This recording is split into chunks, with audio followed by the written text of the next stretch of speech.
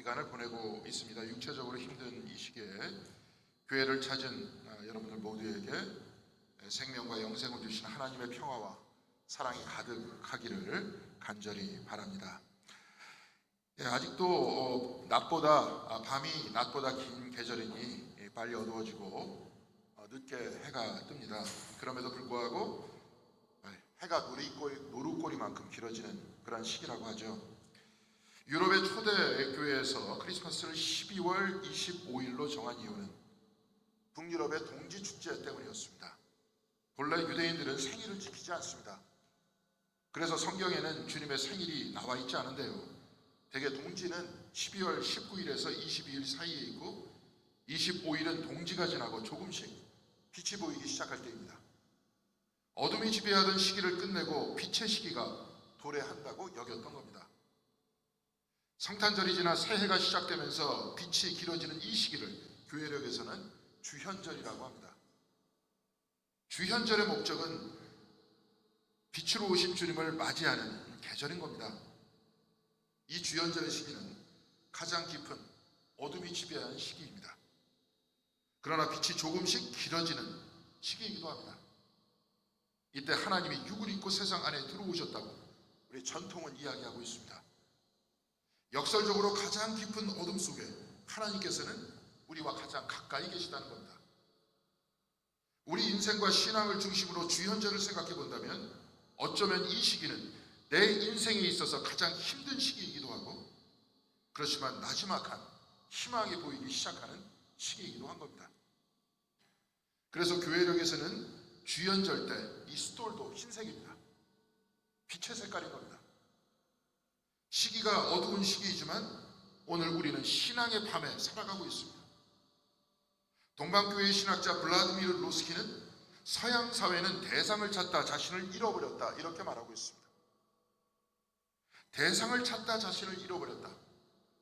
이 말은 오늘날 사람들은 무엇인가 안다고 할 때 그것은 내 밖에 있는 어떤 물건이나 세상을 안다 하는 것이 됐다는 겁니다. 하나님을 안다고 할 때 내가 하나님을 만나는 것이 아니라 하나님을 연구 대상이나 개념으로 만들어 놨다는 겁니다. 이러다 보니까 우리 영혼이 진정으로 찾고 있는 것은 내 생명의 근원이신 하나님이신데 하나님을 잃어버렸다는 겁니다. 블라디미르 로스키는 사람은 하나님의 생명력에 참여할 때에만 진정한 행복을 누릴 수 있다, 이렇게 말합니다. 곧 하나님께서 내 안에 있고 하나님 또한 내가 하나님 안에 있어 하나님께서 나에게 생명을 주고 계심을 알고 하나님과 동행하여서 죽음에서 나오는 것이 진짜 우리가 추구하고 싶은 인생의 행복이라는 겁니다. 그런데 이것을 잃어버렸다는 겁니다. 그래서 현대인들은 영혼의 갈망을 물질과 명예와 소비로 채우려 하기 때문에 끊임없는 공허와 정신적인 위기를 겪게 된다, 이렇게 말했습니다. 이런 세상 안에서 교회 역시 길을 잃어버렸습니다. 하나님의 생명 되시는 성령 안에 참여하여서 기쁨과 경건과 즐거움을 찾으려고 하지 않고 성공과 번영과 피상적인 심리적인 위안과 세속적인 욕망만을 추구하고 있기 때문에 그렇습니다. 이런 가치는 교회 밖에서도 세상 사람들 모두가 다 추구하는 겁니다. 그러니까 구태여 교회에 나올 필요가 없는 것 아닙니까? 오늘 우리는 현대사회의 정신적 위기와 더불어 교회의 위기, 곧 신앙의 위기의 시대를 지내고 있는 겁니다.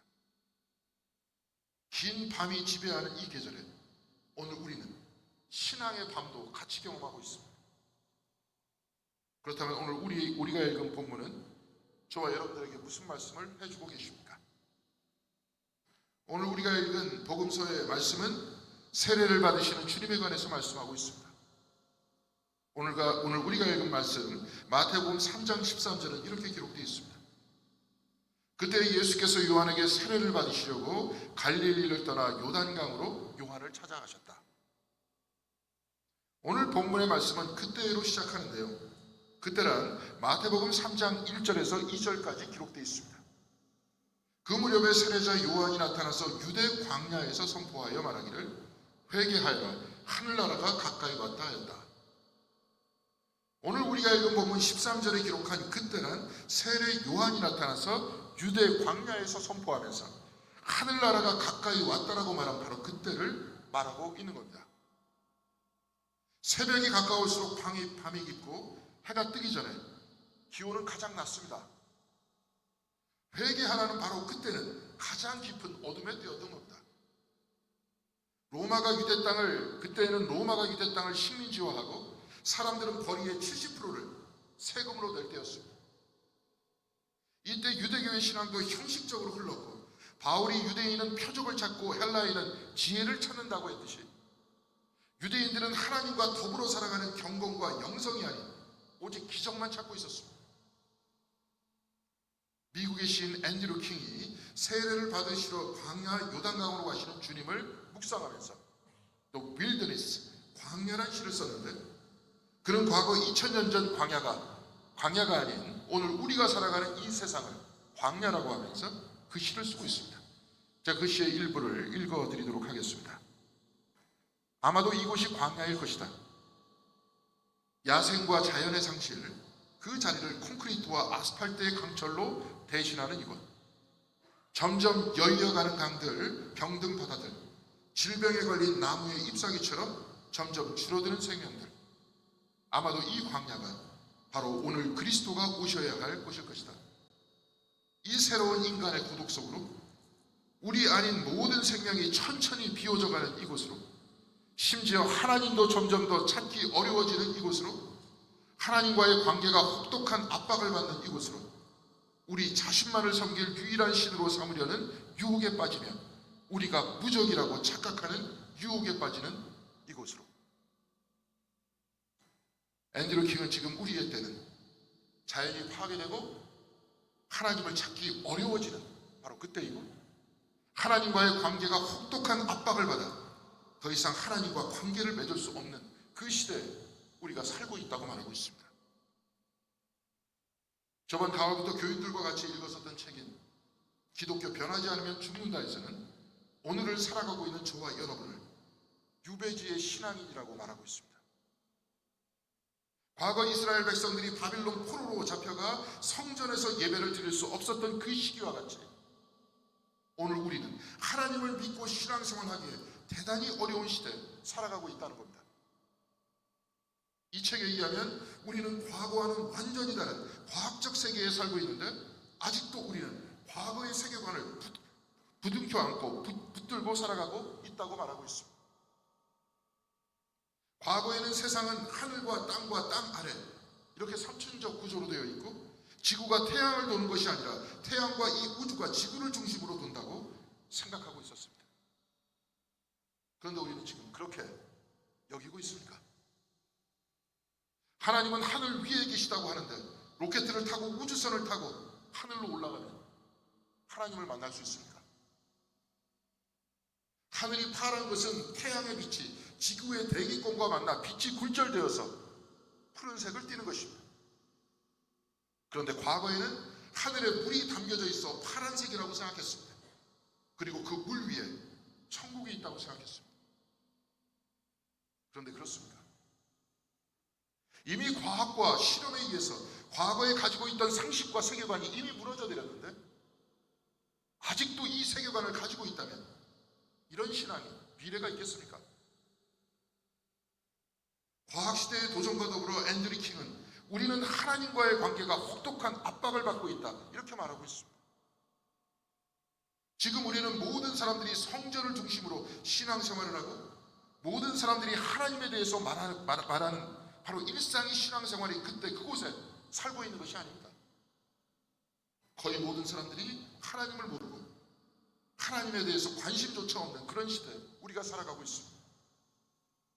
너무나도 풍요로운 물질의 세상 속에서 물질의 소유에 따라 사람을 판단하는 사회. 그래서 사람들은 물질의 소유와 소비에서 행복을 찾는 시대에 우리가 살아가고 있는 겁니다. 그리고 교회도 여기에 편승하고 있습니다. 바로 지금 우리가 살고 있는 곳이 오늘날 광야의 유배지인 겁니다. 그런데 이 책에서 스풍은 나에게 하나님의 현존은 너무나도 실제적이다 이렇게 말하고 있습니다. 마치 블라디미르 로스키가 말했듯이 그는 하나님의 생명에 참여하고 있음을 느끼고 있다는 겁니다. 그렇다면 샬비 스뽕의 말과 같이 우리 안에 너무나도 실제적인 하나님이 어디에 있고 어떻게 우리에게 생명을 주시는 분이시라는 말입니다. 오늘 이 광야에서 생활하는 우리에게 하나님께서는 어떤 방식으로 역사하고 계십니까? 오늘 성경 본문에서 예수께서 세례를 받으러 오시자 요한은 내가 선생님에게 세례를 받아야 할 터인데 선생님께서 내게 오셨으니까 이렇게 하고 말했다고 성경은 전하고 있습니다. 이때 예수께서는 서로 협력하여 의를 이루어야 한다고 말씀하셨습니다. 협력해서 선을 이룬다. 세례 요한의 협력이 필요하다는 것은 바로 다음 절 예수께서 세례를 받으시고 나오는 그 다음 장면에 기록되어 있습니다. 예수께서 세례를 받으시고 곧 물에 올라오셨다. 하나님의 영이 비둘기같이 내려와 자기 위에 오는 것을 보셨다. 그리고 하늘에서 소리가 나기를 이는 내 사랑하는 아들이다. 내가 그를 좋아한다 하였다. 하늘에서 영이 내려와 주님 위에 임하고 하늘에서 나는 소리는 이는 내 사랑하는 아들이다. 내가 그를 좋아한다는 음성이 들렸다고 했습니다. 협력해서 선을 이룬다는 것은 요한이 주는 세례를 통해 예수께서는 당신이 누구이신지 그 자리에 있는 사람들과 또한 성경을 읽고 있는 우리에게 알려주셨다는 겁니다. 미국 시카고 북쪽의 레이크사이드 교회에 담임을 하고 있는 크리스찬 차코니아는 과거 자신이 다니던 교회에 있었던 주님 세례주의를 지킨 경험을 들려주고 있는데요. 그녀는 과거에는 예수님의 세례에 대해서 깊이 생각해 본 적이 없었다고 했습니다. 주님 세례주일에는 복음서에 나와 있는 주님의 세례를 기억하면서 협력하여 의를 이루기 위해 세례를 받으신 말씀을 같이 묵상한다고 했습니다. 우리 교회에서도 저번 크리스마스 때 두 분에게 세례를 주면서 세례 갱신을 했었죠. 하나님의 은혜로운 사랑을 믿고 죄의 길에서 돌아서고 세상의 악과 그 권세를 거부하고 그리스도의 신실한 제자가 되겠느냐고 저는 물었습니다. 그런데 시카고 북쪽에 있는 레이크사이드 교회에서는 여기서 끝내지 않는다고 합니다. 레이크사이드 교회에서는 예배에 참여한 모든 사람들에게 하나님께서 원하시는 나의 소명이 무엇인지 묵상하는 시간을 갖는다고 했습니다. 그런 다음에 회중들은 제2 수요일처럼 앞으로 나와서 이마에 십자가 표시를 받는다고 합니다. 물론 이날은 제로 이마에 십자가를 긋는 것이 아니라 세례를 주기 위한 준비한 물로 축복을 받는다는 겁니다. 그러면서 목회자는 그들에게 이렇게 말합니다. 당신이 누구인지 기억하십시오. 당신은 하나님의 사랑을 받는 자녀입니다. 그러면서 차코니안 목사는 이렇게 말합니다. 세례는 예수님 한 분으로 끝나지 않았습니다. 우리는 주님의 이름으로 그 약속을 이어가도록 부름을 받았습니다. 하나님께서 예수 그리스도를 하나님의 아들이라고 하시면서 세례에 참여한 저와 여러분 모두를 하나님의 아들과 딸로 부르신다는 것 아닙니까? 요한복음 20장 17절에 부활하신 예수께서는 막달라 마리아에게 이렇게 말씀하셨습니다. 예수께서 마리아에게 말씀하셨다. 내게 손을 대지 말아라. 내가 아직 아버지께로 올라가지 않았다. 이제 내 형제들에게 가서 이르기를 내가 나의 아버지 곧 너의 아버지 나의 하나님 곧 너희의 하나님께로 올라간다고 말하여라. 예수께서는 나의 아버지는 너희의 아버지이고 나의 하나님은 곧 너희의 하나님이라고 하셨습니다. 그래서 우리가 주기도문을 드릴 때 하늘에 계신 예수의 아버지가 아니라 하늘에 계신 우리 아버지라고 기도했던 것 아닙니까? 예수께서 사용하신 아람어에서 아버지란 의미심장한 뜻을 가지고 있다고 했습니다. 아버지의 아람어는 아부운입니다. 그런데 아부운의 어근인 아부는 근원이라는 뜻을 가지고 있습니다. 그래서 하나님 아버지라고 한다면 내 생명과 존재의 근원 대신 하나님이라는 뜻을 가지고 있는 겁니다. 곧 우리는 하나님에 의해서 호흡을 하고 하나님에 의해서 생명을 얻고 하나님에 의해서 지금 이곳에 있다는 겁니다. 하나님은 눈밖에 보이는 물질과 같은 대상이 아닙니다. 하나님은 지금 의식을 가지고 살아있는 저와 여러분의 근원이 되시고 우리가 살아있다고 하는 것은 당신이 주신 생명력에 의해 지금 여기 있다는 겁니다. 그래서 하나님은 예수 그리스도의 아버지이시며 저와 여러분의 아버지이시다 이 말입니다. 예수님 당시 하나님을 아버지라고 한 것은 엄청난 일이었습니다. 그러나 하나님이 당신의 아버지시요 모든 사람의 아버지이시며 저와 여러분의 아버지라는 바로 이 선언 때문에 예수 그리스도는 십자가에 못 박혀 죽을 수밖에 없었던 겁니다. 그렇지만 바로 그것이 예수 그리스도의 가르침의 중심이었습니다. 예수께서는 바로 이것 때문에 신성모독이라는 죄명으로 십자가에 못 박히셨습니다. 그러나 십자가에 달리기 직전에도 주님께서는 겟세마네에서 이렇게 기도하셨습니다. 나의 아버지 하실 수만 있다면 이 잔을 내게서 지나가게 해주십시오. 그러나 내 뜻대로 하지 마시고 아버지의 뜻대로 하여 주십시오. 그리고 십자가 위에서 최후의 주님께서는 이렇게 기도하셨습니다. 아버지, 내 영혼을 아버지 손에 맡깁니다. 이 말씀을 하시고 그는 숨을 거두셨다. 예수에게 있어서 하나님은 끝까지 아버지였고 끝까지 그를 사랑하시는 분이었습니다. 하나님은 내 아버지이시고 하나님께서는 나를 사랑하신다. 바로 이것이 쓴자리 십자가를 지고 당신의 영혼을 아버지께 맡길 수 있는 주님의 믿음이었고 용기였던 겁니다. 세상이 아무리 어려울지라도 어두울지라도 이 신앙의 밤 한복판을 지날지라도 내가 하나님이 주시는 생명에 참여하고 있음을 믿고 체험한다면, 그리고 세상이 뭐라 해도 하나님이 날 사랑하신다는 것을 굳건히 붙들고 있다면 우리도 주님과 같이 이 세상을 이길 수 있지 않겠습니까?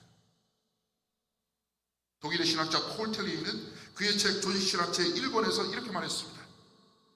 하나님은 존재들 중 하나가 아니라 존재 그 자체이며 존재의 근거다.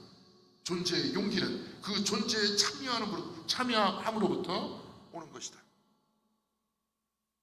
존재의 근거란 여기저기 있는 그 어떤 것이 아니라 인간의 근원, 곧 우리 생명의 근원이라는 겁니다. 존재의 용기란 바로 이 존재의 근거 되시는 하나님께 참여함으로부터 오는 용기라고 말했습니다.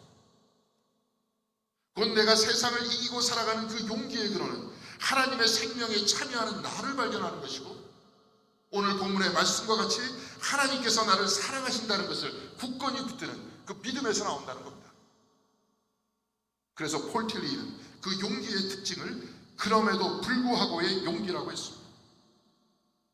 삶에 관한 용기를 잃지 않을 수 있는 것은 우리가 그 어떤 상황에 있을지라도 하나님은 여전히 우리의 존재의 근거가 되시고 우리를 사랑하신다는 것입니다.